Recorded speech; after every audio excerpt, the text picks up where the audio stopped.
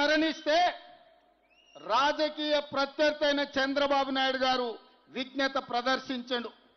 P Janardhan రెడ్డిని గుర్తించి పేదోళ్ల కోసం కొట్లాడిన పి జనార్దన్ రెడ్డి చనిపోతే ఆయన కుటుంబానికి ఏకగ్రీవంగా ఎమ్మెల్యేను చేద్దాం, మేం తెలుగుదేశం పార్టీ పక్షాన అభ్యర్థిని పెట్టడం లేదని ఆనాడు పెద్దలు జనార్దన్ రెడ్డి గారి కుటుంబానికి చంద్రబాబు నాయుడు మాట ఇచ్చి అభ్యర్థిని పెట్టలే. ఇక్కడి ప్రజలు పీజేఆర్ కుటుంబానికి ఏకగ్రీవం అవుతుంది అనుకున్న సందర్భంలో చంద్రబాబు నాయుడు రాజకీయ ప్రత్యర్థి అయిన పీజేఆర్ కుటుంబానికి అండగా నిలబడితే చంద్రశేఖరరావు ఈ ఎన్నికలలో సెంటిమెంట్ లేదు, ఈ ఎన్నికల్లో పీజేఆర్ కుటుంబానికి ఏకగ్రీవం ఇచ్చేది లేదు, ఎన్నికల్లో మేము నిలబడతామని కీర్తిశేషులు మీ అభిమాన నాయకుడు మీ గుండెల్లో ఈ రోజు కూడా గూడు కట్టుకున్న పీజేఆర్ కుటుంబం మీద అభ్యర్థిని పెట్టి ఎన్నికల్లో మద్దతు ఇవ్వమని పీజేఆర్ భార్య కుటుంబం కేసీఆర్ను కలవడానికి ఇంటికి వెళ్తే 3 గంటలు ఇంటి బయట గేట్ బయట నిలబెట్టిన దుర్మార్గుడు కల్వకుంట్ల చంద్రశేఖరరావు, ఆయన కొడుకు కల్వకుంట్ల తారక రామారావు కాదా? మంచి సాంప్రదాయం.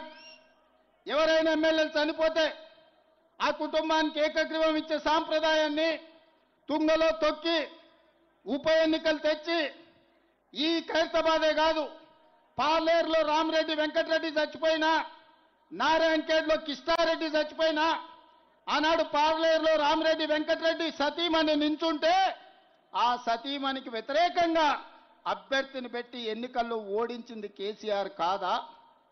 నేను ఇవాళ అడుగుతున్న తండ్రి కొడుకులను, ఆనాడు మీకో నీతి, ఈనాడు మాకో నీత? నీ జాతికి అసలు నీతి ఉందా?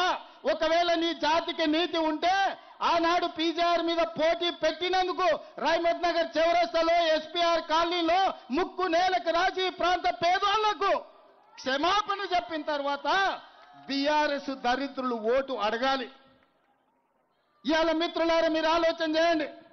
మా అమ్మలక్కలకు నేను విజ్ఞప్తి చేస్తున్నా, అక్క ఇవాళ ఆడబిడ్డను ఆదుకోండి, ఆడబిడ్డ కన్నీళ్లు చూడండి అని కేటీఆర్ చెప్తున్నాడు. వాస్తవమే, ఆడబిడ్డ ఎవరికైనా ఆడబిడ్డనే కదా.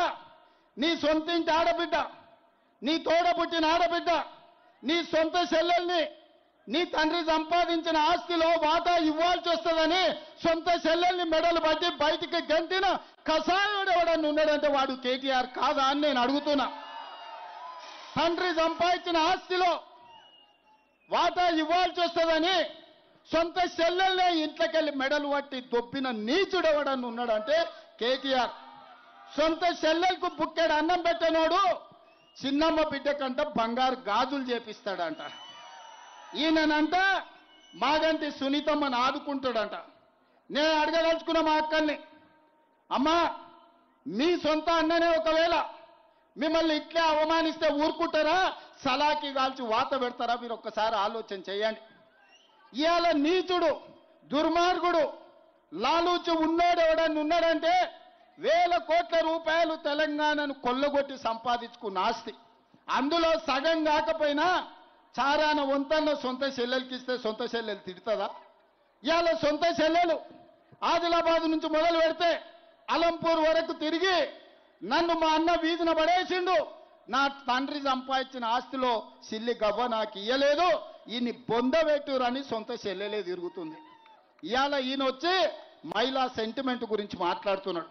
మహిళా సెంటిమెంట్ గురించే మాట్లాడాల్సి వస్తే, మహిళలకు జరిగిన అన్యాయం గురించి మాట్లాడాల్సి వస్తే మంత్రివర్గంలో ఒక